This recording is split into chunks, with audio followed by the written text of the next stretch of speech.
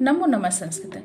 आज हम पढ़ेंगे लट लकार मध्यम पुरुष में शब्द रूप धातु रूप हमारे कैसे चलते हैं, शब्द द्वितीय विभक्ति में शब्द कैसे बनते हैं और मध्यम पुरुष में शब्द रूप कैसे धातु रूप कैसे चलते हैं और उस पर कैसे व्याकरण क्या है उसको हम जानेंगे।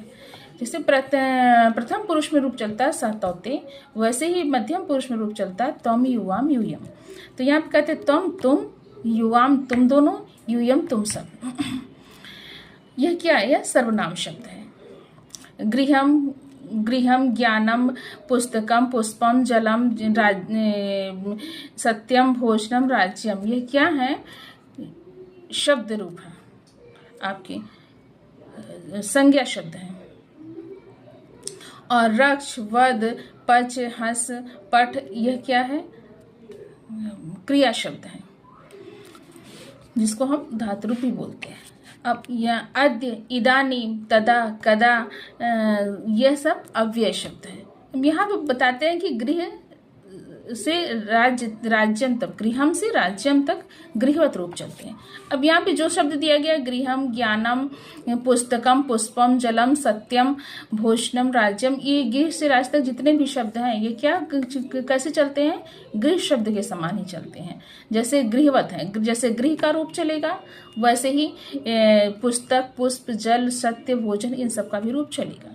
जैसे कहते हैं कि पुस्तकम द्वितीय विभक्ति के तीनों वचनों में रूप बनेगा पुस्तक का, पुस्तकम पुस्तके पुस्तकानी, जल का बनेगा जलम जले जलानी, भोजन का बनेगा भोजनम भोजने भोजनानी। उसी प्रकार से गृह का बनेगा गृहम गृहे गृहाणी, पुष्पम पुष्पे पुष्पाणी। इसमें क्या होता है? गृह शब्द और पुष्प शब्द में बहुवचन में आने की जगह आड़ी हो जाता है, यहाँ पे रूप परिवर्तित हो जाता है इसका। अब दूसरा आता है रक्ष वध पच, इसके रूप कैसे चलते हैं? मध्यम पुरुष में तीनों वचनों में। जिससे रक्ष का हो गया रक्षसी रक्षथः रक्षथ, और वध का हो गया वदसी वदथः वदथ। नम का हो गया मध्यम पुरुष के तीनों वचनों में नमसी नमथः नमथ। यह बताते हैं कि मध्यम पुरुष में धातु के अंत में एक वचन में असि, द्विवचन में अथः और बहुवचन में अथ लगता है। क्या लगता है? प्रथम पुरुष में मध्यम पुरुष के एक वचन में असि, द्विवचन में अथः और बहुवचन में अथ लगता है। जैसे